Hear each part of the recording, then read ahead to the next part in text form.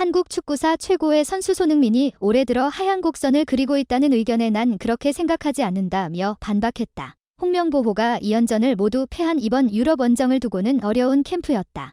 많이 아프지만 중요했다고 본다며 결과 넘어 과정 면에서 소득이 있었다고 평가했다. 홍명보 감독이 이끄는 대한민국 축구대표팀 22위 은 1일 한국 시간 오스트리아 빈의 에른스트 하펠 경기장에서 열린 오스트리아 24위 와의 평가전에서 후반 3분 홈팀 미드필더 마르셀 자비처의 내준 골을 만회하지 못하고 0대1로 졌다. 한국은 이번 A매치 브레이크에 열린 2연전을 위해 유럽으로 건너와 28일 코트디부아르전, 1일 오스트리아전을 치렀으나 각각 0대4, 0대1로 패하고 말았다. 홍 감독은 이번 유럽 원정 2연전에서 지난해 여름부터 갈고 닦은 103전술을 꺼내들었으나 결과 면에선 효과를 보지 못했다. 다만 오스트리아전에선 상대의 조직적인 움직임에 잘 대응하며 크게 부족하지 않은 경기력을 선보였다. 오스트리아 대표팀을 지휘하는 랄프 랑닉 감독도 한국이 잘할 줄 알았다. 이렇게 하면 본선에서도 승산이 있다고 칭찬했다. 다만 2경기 연속 무득점이 새로운 과제로 남게 됐다. 특히 오스트리아전에선 원톱 선발로 나서 후반 37분까지 82분을 뛴 손흥민이 2번의 좋은 찬스를 놓친 것이 아쉬웠다. 마침 손흥민이 소속팀 LAFC에서도 올해 9경기에서 필드골 하나 없이 페널티킥 골만 하나 기록한 상황이다. 그러다 보니 경기 뒤 공동 취재구역 믹스트존에서도 손흥민을 향해 이른바 에이징 커브가 온 것 아니냐는 질문이 나왔다. 하지만 손흥민은 그런 의견을 동의하지 않았다. 오히려 날 리스펙, 존중하는 질문이 아니라며 불쾌한 마음도 숨기지 않았다. 손흥민은 이번 2연전을 총정리해달라는 말에 선수들이 심적으로 어려움을 겪은 캠프였다. 첫 경기가 잘못되면 선수단 분위기가 가라앉는데 그런 와중에 열심히 하려는 모습이 짠했다.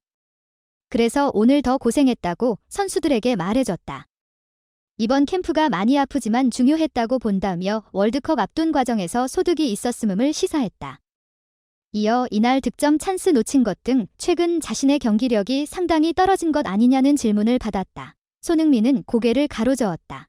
그는 답변 서두부터 난 그렇게 생각하지 않는다.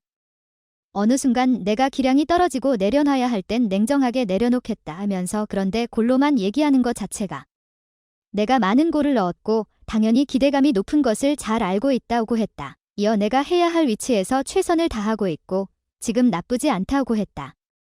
손흥민은 그러다가 내가 골 넣으면 어떤 얘기가 나올지 궁금하다. 토트넘에서도 10경기 못 넣은 적이 있고 그렇다. 이런 질문 받는 건 리스펙 받지 못한다고 생각한다고 항변했다. 그는 또 스스로 창피한 행동하지 않았다.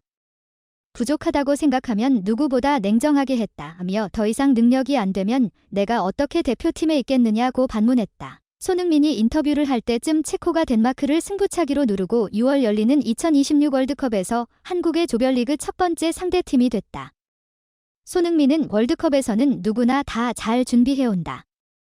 어느 팀을 만나도 어려운 상대라고 생각한다며 체코나 덴마크 중 한 팀이 올라오는 것이었기에 오늘 오스트리아가 좋은 스파링 상대였다고 본다.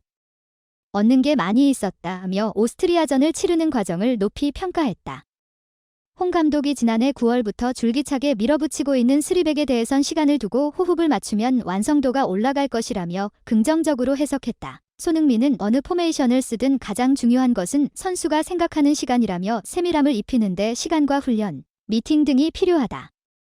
월드컵 위해 5월에 모인 뒤 짧은 시간이지만 꾸준히 한다면 어느 순간 말하지 않아도 선수끼리 인지를 하게 되고 완성도가 높아질 것이라며 선수들이 익숙하지 않은 스리백에 홍 감독이 많은 공 들이는 이유를 변호했다. 또한 어느 포메이션을 써도 100% 만족스러운 것은 없다.